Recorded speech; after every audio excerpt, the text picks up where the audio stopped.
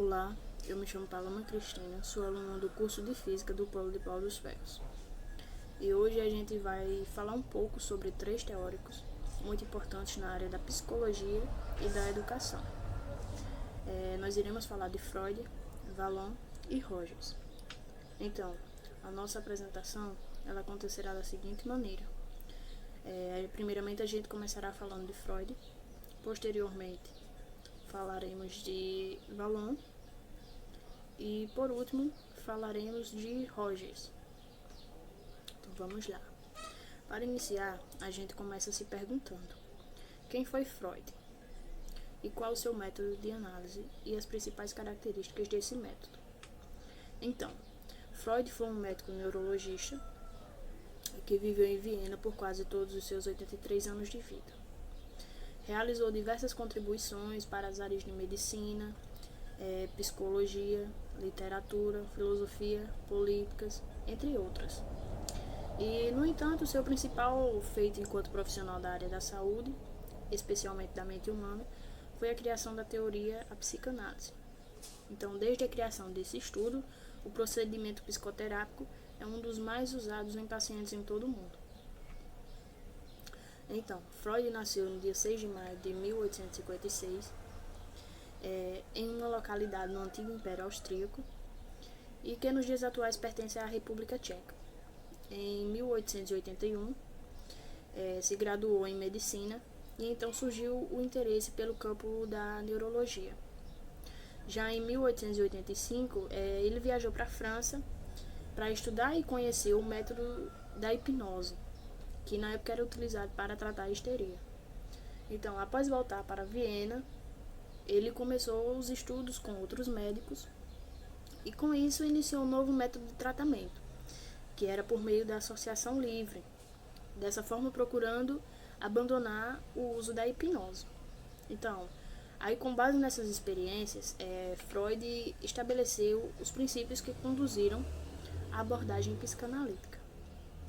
Também publicou 24 volumes sobre estudos desenvolvidos por ele em psicanálise entre os anos de 1895 a 1939.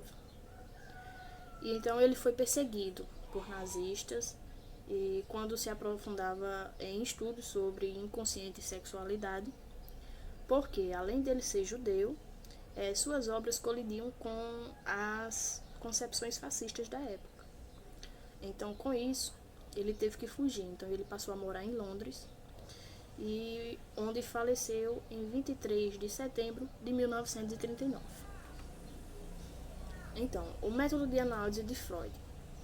Então, o método de associação livre, enquanto forma de psicoterapia, consiste em solicitar que o paciente que relate qualquer pensamento naquele instante do tratamento, enquanto o analista procura estabelecer relações que façam sentido na descoberta da origem de sintomas de doenças psíquicas.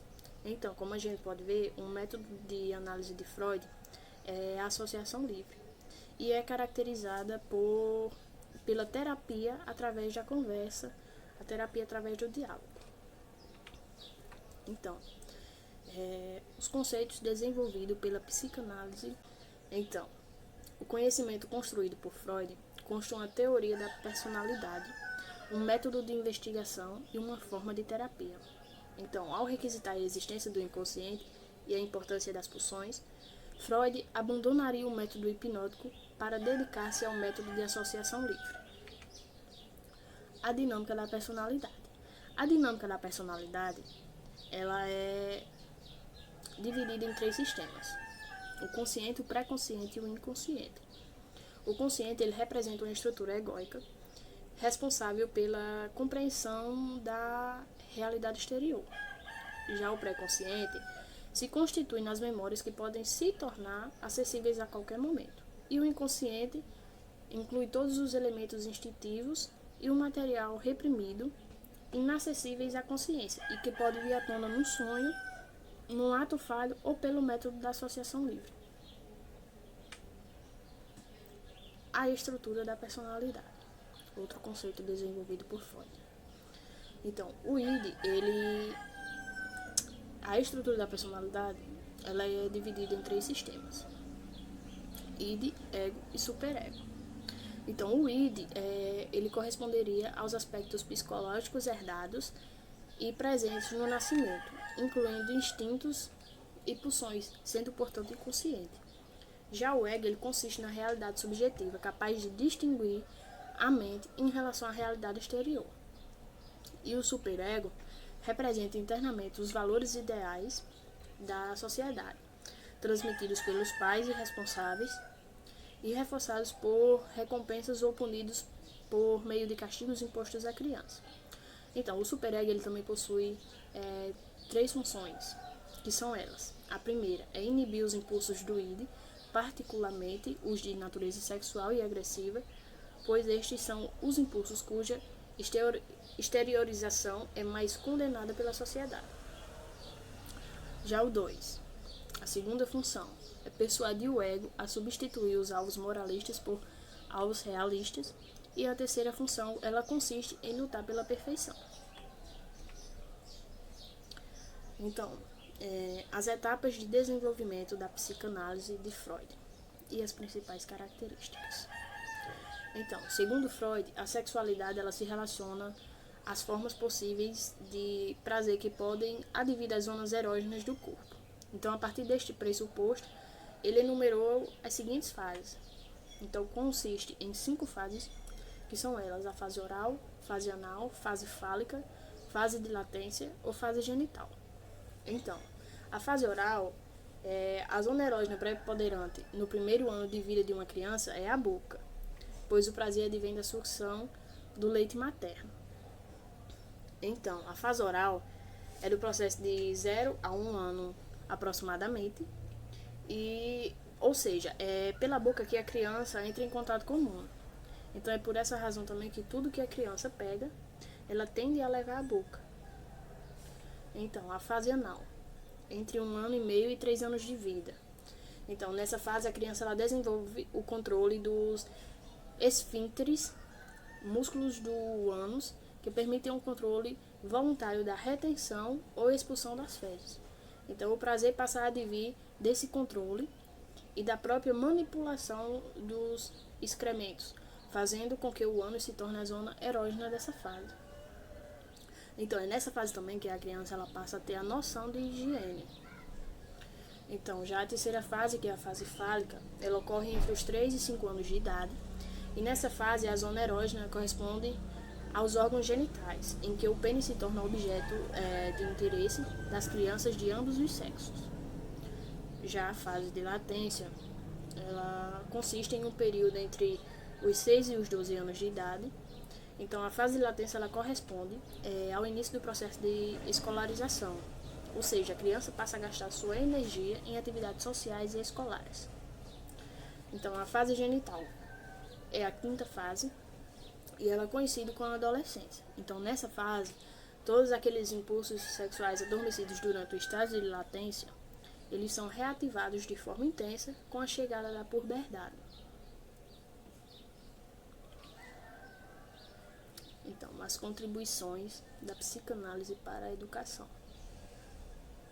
Então, a principal contribuição da psicanálise para o contexto educacional é a proposta de um modelo de educação menos repressora e a compreensão do professor em relação aos desejos, muitas vezes inconscientes, dos alunos. Outra contribuição também muito importante seria o desenvolvimento de atividades pedagógicas, que funcionem como um mecanismo de sublimação para impulsos sexuais ou agressivos inaceitáveis socialmente. Então, quem foi Vallon? Vallon nasceu em 15 de junho de 1879, em Paris, na França. Atuou em vários campos do meio acadêmico e da vida pública, como filosofia, medicina, psicologia, educação e política. Então, no campo da educação, Vallon participou de intensos debates e de movimentos políticos, oferecendo inúmeras contribuições para as áreas de ensino e aprendizagem. Então, na Primeira Guerra, em 1914, ele serviu como médico do exército francês, o que levou a observar as lesões cerebrais sofridas pelos ex-combatentes e, a partir de então, desses estudos, ele fez a revisão de postulados neurológicos desenvolvidos quando atendia crianças com deficiência. Vallon se tornou professor da universidade em Paris e no ano de 1920. Fez inúmeras conferências sobre psicologia infantil, publicando sua tese de doutorado no ano de 1925. Então, esses estudos despertaram nele um novo método de análise em psicologia e para uma visão ideológica libertária. Então, nesse mesmo ano, ele foi médico em instituições psiquiátricas, demonstrando um interesse especial pela psicologia da criança. Então, em 1942, ele iria se filiar ao Partido Comunista e sofreria perseguição de opositores por defender uma visão crítica sobre questões políticas sociais de seu tempo, né? Então, ele se tornaria secretário da Educação Nacional em 1944. Durante o período da Segunda Guerra Mundial, que foi de 1939 a 1945, Vallon foi perseguido pela Gestapo, polícia nazista comandada por Hitler. Então, no dia 1º de dezembro de 1962, Vallon faleceu em Paris, aos 83 anos de idade. Então, quais foram os principais conceitos desenvolvidos pela psicogenética de Vallon? Então, a relação entre o biológico e o social. Um marco diferencial do pensamento de Vallon consiste na busca de conciliação entre o biológico e o social.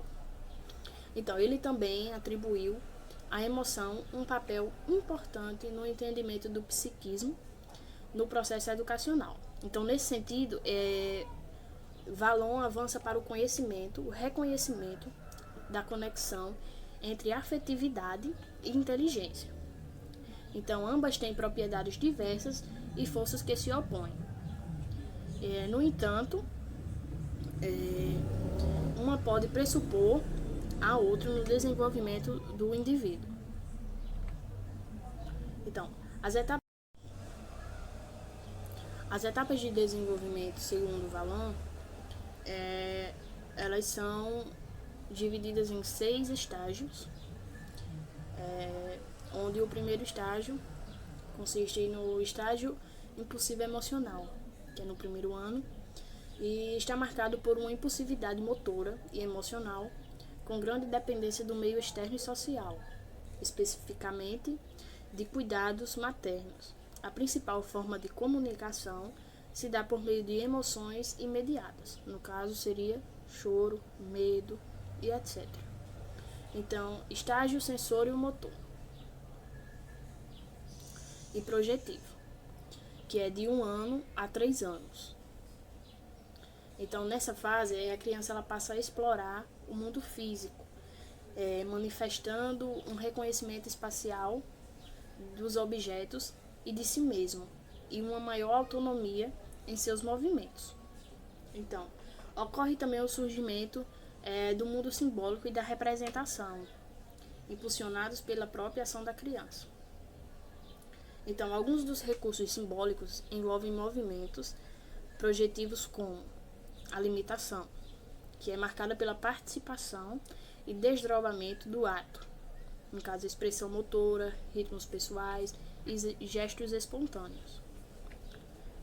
Simulacro, caracterizada por uma simulação por gestos, em que é comum haver um ato sem objeto real.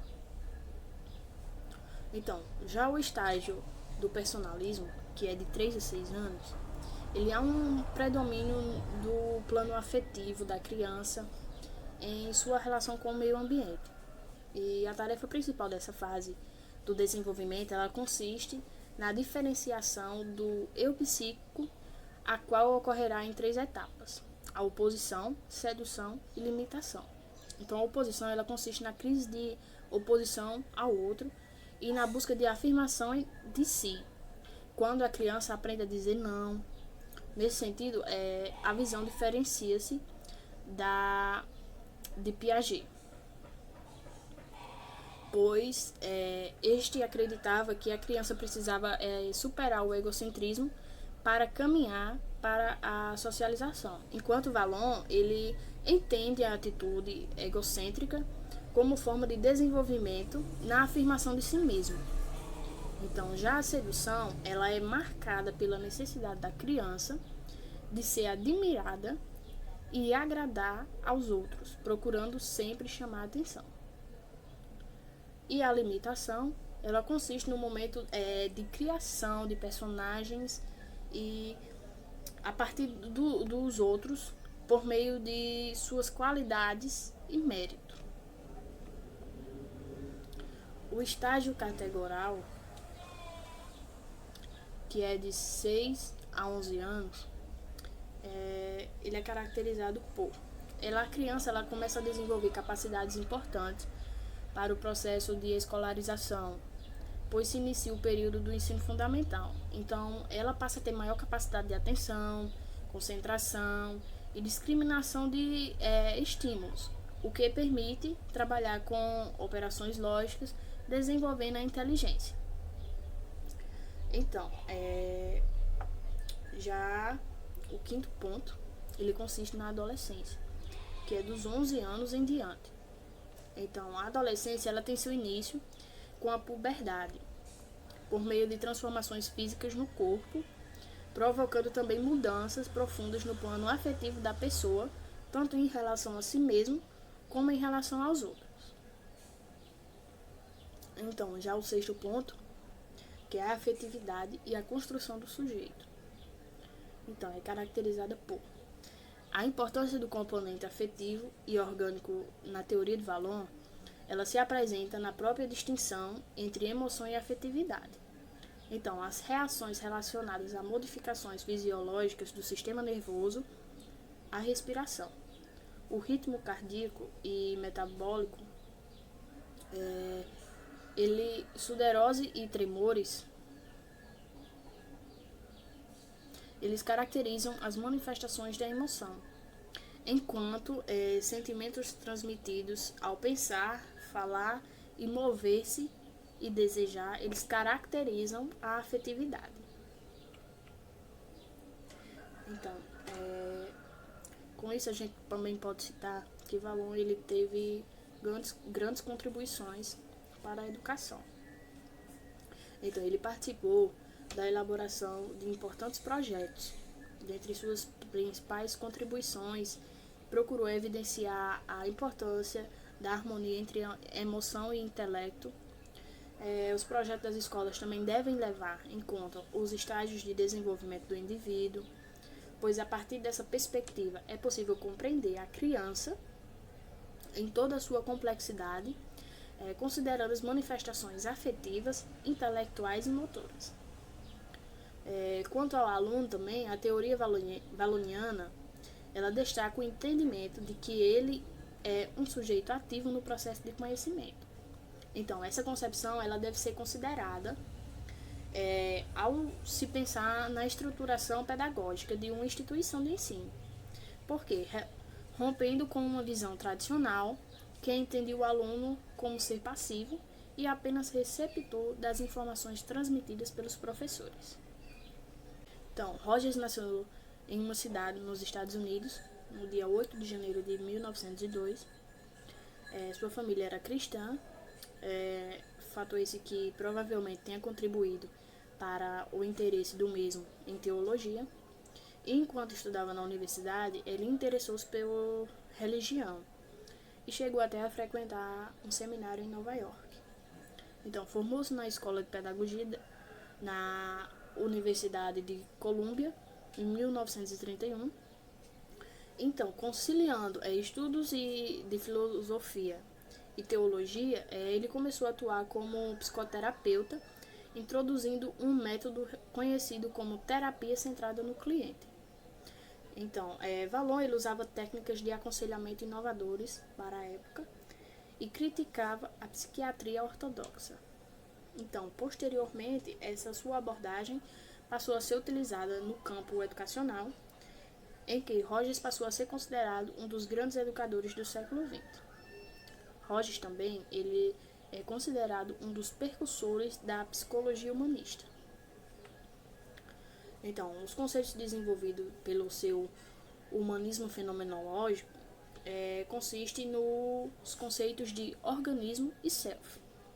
Então, a teoria rogeriana apresenta dois conceitos importantes para se entender a personalidade humana, que é o organismo e self.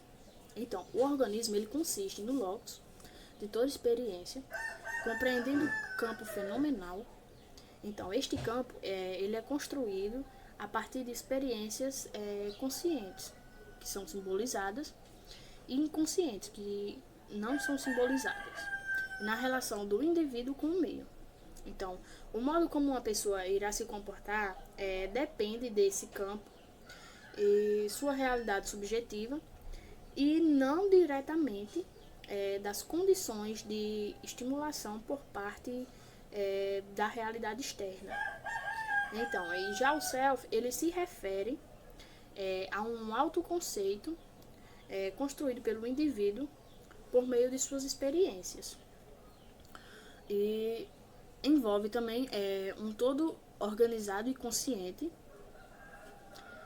incluindo percepções das características individuais do próprio eu, das relações deste eu com outras pessoas e com outros aspectos da vida, assim como os valores atribuídos às percepções.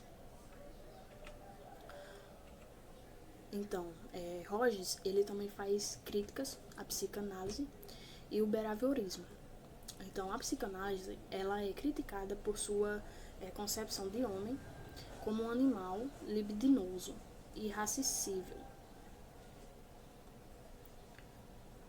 Então, motivado por instintos sexuais e agressivos e necessitando sempre de restrições e sublimações em relação aos seus desejos. Então, no caso do behaviorismo, a crítica volta-se à visão robotizada do homem, trazendo uma concepção de ser humano como uma máquina ou marionete, um ser passivo a ser totalmente modelado e manipulado e condicionado pelo ambiente. Então, em oposição a essas vertentes, psicanalítica e behaviorista, a proposta humanista de Rogers apresenta uma visão com mais esperança e otimismo. Então, acredita que a pessoa, qualquer pessoa, contém dentro de si as potencialidades para a saúde e o crescimento criativo. E a falha na realização destas potencialidades se deve a influências construtivas e deformadoras, exercidas pelos pais, pela educação e por outras pressões sociais. Então, Rogers ele também faz contribuições do humanismo fenomenológico para a educação. Essas contribuições elas são referentes a um ensino centrado no estudante. Então, neste caso, Roger ele vai propor uma educação centrada no estudante, onde ele acredita na capacidade da pessoa de se autodirigir. Então, deste modo, podemos dizer que ele defende uma pedagogia não diretiva, em que cada pessoa é capaz de alcançar seu próprio crescimento pessoal. Outra contribuição dele é o professor como facilitador. Então, nessa proposta não diretiva de Rogers, o professor deve ser um facilitador, assim como uma proposta de psicoterapia. Então, a educação democrática também é uma proposta dele, onde ela consiste em que a filosofia de educação democrática de Rogers, ela reconhece a educação como responsabilidade do estudante, em que a escola deve dar condições e suporte para os alunos, tratando-os como pessoas independentes, responsáveis e até mesmo capazes de resolver seus próprios problemas. Então, o clima emocional na sala de aula. Então, essa contribuição ela é imprescindível da teoria rogeriana. ela diz respeito à atmosfera afetiva na sala de aula. E já a triade rogeriana, ela consiste na aceitação, empatia e congruência. Então, neste modo, o professor que aceita sem julgar, ele é autêntico em suas condutas e consegue compreender os sentimentos de seus alunos. Então, ele torna-se um exímio educador e desperta relações autênticas e democráticas. Então, pessoal, de acordo com o que a gente apresentou, podemos ver que as teorias de Freud, Vallon e Rogers, elas foram e ainda são muito importantes e presentes tanto para a psicologia quanto para a educação.